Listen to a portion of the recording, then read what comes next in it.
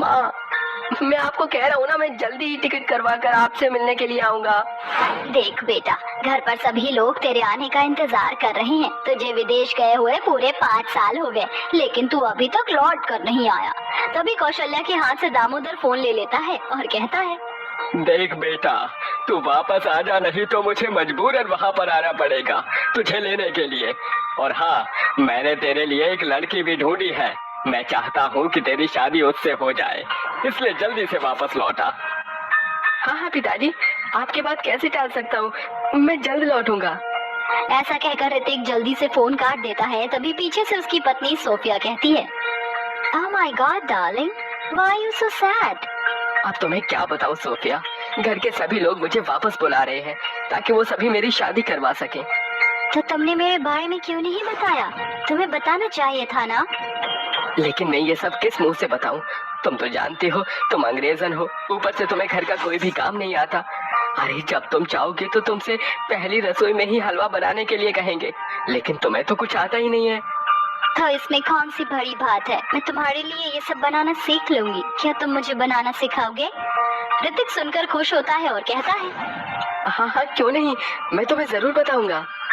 ऋतिक उस दिन के बाद से सोफिया को हलवा बनाना सिखाता है, जिसके बाद उसकी ट्रेन की टिकट भी फाइनल हो जाती है और वो अपनी पत्नी के साथ वापस इंडिया अपने गांव में आ जाता है। अरे भाई कोई दरवाजा खोलो, कोई दरवाजा क्यों नहीं खोलता?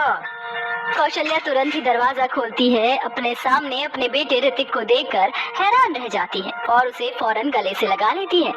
अरे अरे बेटा, तू वापस आ गया। मैं कितने समय से तेरी राह देख रही थी। आखिर मेरी आंखों को अब जाकर सब्र आया है, लेकिन आने से पहले तूने बताया क्यों नहीं?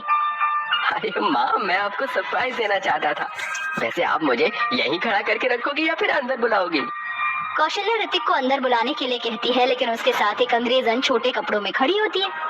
अरे ये कौन है जिसने इतने बेरंगी कपड़े पहने हैं? अरे माँ, मैं आपको इससे मिलाना तो भूल ही गया, ये आपकी बहू है सोफिया। ये सुनते ही कौशल्या का बीपी लो हो जाता है और वो चक्कर खाकर गिरने वाली होती है, लेकिन सोफिया और ऋतिक उसे संभाल कर घर के अंदर ले आते हैं, जिसके बाद ऋतिक उसे सोफे पर बैठा देता है और एक गिलास पानी लाकर उसे देता है। अरे अरे, ये तूने क्या किया? मुझे पता है तेरे पिताजी कितना गुस्सा करेंगे। देखो माँ, मैं सोफिया से बहुत प्यार करता हूँ, मैं इसे ऐसे कैसे छोड़ दूँ? पिताजी तो हमेशा से ही अपनी मर्जी हमारे ऊपर थोपते आए हैं, लेकिन अपनी जिंदगी का फैसला मैं खुद करना चाहता था। तभी पीछे से दामोदर ये सब सुन लेता है, जिसके बाद वो ऋतिक के सामने आकर खड़ा हो जाता है। पिताजी मुझे माफ कर दीजिए, मैंने जो भी कुछ कहा वो सिर्फ इसलिए कहा क्योंकि मैं हमेशा से तुम्हारे ऊपर अपनी जिम्मेदारियां थोपता आया हूँ। ये तुमने बिल्कुल सच कहा है, इसमें कुछ भी झूठ नहीं है। लेकिन बेटा, तू जो मेरे लिए बहू लेकर आया है वो भी कोई कम नहीं है। जहाँ लगा था ऋतिक को कि उसका परिवार उसकी अंग्रेजन बहू को स्वीकारने से इनकार कर देगा, वहीं सब लोग सोफिया के साथ बहुत अच्छे से रहने लगते हैं। अरे बहू देख, माना तू विदेश से आई है, लेकिन हमारे गांव के तौर तरीके तुझे सीखने होंगे। जैसे कि तूने ये जो छोटे कपड़े पहने, हमारे गांव में बहुएं साड़ियाँ पहनती हैं, ना कि ऐसे छोटे कपड़े पहनती हैं। सासू माम, ये साड़ी क्या होती है? मुझे तो पता ही नहीं है। तो तुझे साड़ी बांधनी भी नहीं आती होगी। चल मैं तुझे साड़ी दिखाती हूँ और उसे कैसे पहनते हैं वो भी सिखाती हूँ। कौशल्या अपनी एक प्यारी सी साड़ी निकालकर सोफिया को पहनाती है। अरे वाह सोफिया बहू, तुम तो बहुत ही सुंदर और प्यारी लग रही है। चलो आओ बाहर चलते हैं। सोफिया को साड़ी में देख सभी लोग बहुत खुश होते हैं, जिसके चलते दामोदर कहता है, आज तो मैं अपनी बहू के हाथों से कुछ मीठा खाना चाहता हूँ। वैसे भी इसकी पहली रसोई की रस्म अभी तक नहीं हुई। ये सुनते ही सोफिया बहुत खुश होती है और अपने सभी ससुराल वालों से कहती है, हाँ हाँ क्यों नहीं, मैं अभी आप सभी के लिए हलवा बना कर लाती हूँ। क्या भाभी, अब हमारे लिए हलवा बनाओगी? लेकिन हलवा खाने का मन तो बिल्कुल भी नहीं है। एक काम करते हैं, सेवइयां ही बना लेते हैं। लेकिन मुझे तो बहू के हाथों की खीर खानी थी। सोफिया की पहली रसोई की रस्म के चलते उसके ससुराल के सभी लोगों में आपस में ही बहस चलने लगती है, लेकिन सोफिया के मन में कुछ और ही चलता है। ये सब क्या हो रहा है? ओह माय गॉड, मुझे तो ओनली हलवा ही बनाना आता है। अब मैं सेवइयां और खीर कैसे बना कर दूंगी? कुछ देर सभी आपस में बहस करते हैं, जिसके चलते ऋतिक सभी को शांत करता है। बस करो, अब कोई बहस नहीं होगी। आप में से कुछ लोग को खीर खानी है तो कुछ लोगों को सेवई खानी है। अरे भैया, बहुत अच्छा हुआ जो आपने इस लड़ाई को अचानक से रोक दिया। मैं तो कहती हूँ कि भाभी से दोनों चीजें ही बनवा लो, जिससे ही लड़ाई ही खत्म हो जाए। हाँ हाँ बहू, चल रसोई में जाकर हम सभी के लिए सेवई और खीर दोनों ही बना कर लिया। मैं बेचारी सोफिया रसोई में चली जाती है। बाहर ऋतिक अपने मन ही मन सोचता है, ये भगवान ये सब क्या हो रहा है? सोफिया को तो हलवे के अलावा और कुछ बनाना ही नहीं आता।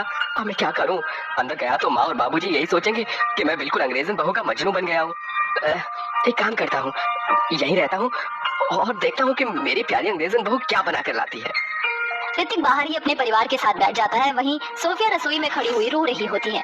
काश कि मेरी मदर भी इस दुनिया में जिंदा होती, वो मुझे खाने की सभी चीजें बनाना सिखाती और मुझे इतनी सारी परेशानियां उठानी नहीं पड़ती।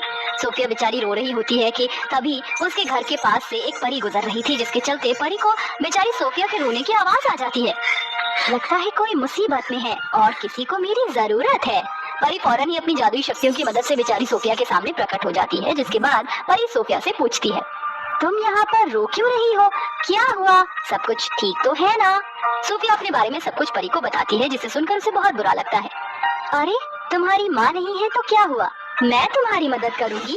मैं तुम्हारे हाथों में ऐसा जादू डाल दूंगी कि जो भी तुम बनाओगी वो बहुत स्वादिष्ट बनेगा, और जब भी तुम सेवई और खीर बनाओगी तो लोग तुम्हारी हमेशा तारीफ करेंगे।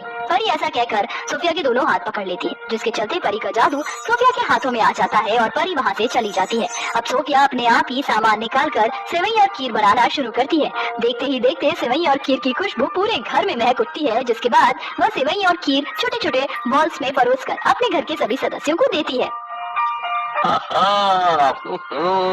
क्या बात है, कितना स्वादिष्ट खीर बनाई है तुमने। बहू, इतनी स्वादिष्ट खीर तो मैंने कभी नहीं खाई। हाँ भाभी जी, और ये सेवई भी बहुत स्वादिष्ट बनी है। आप तो फॉरेन का आइटम होने के बाद भी इंडियन कल्चर को अच्छे से निभा रहे हो। राखी की बात सुनते ही घर के सभी लोग जोर जोर से हंसने लगते हैं। सभी लोग एक के बाद एक सोफिया को अपने हाथों से शगुन देते हैं। उस दिन के बाद से सोफिया अपने हाथों से जो भी बनाती है वो हमेशा स्वादिष्ट ही बनता, स्पेशली खीर और सेवई। अब सोफिया अपने ससुराल में खुशी खुशी रहने लगती है।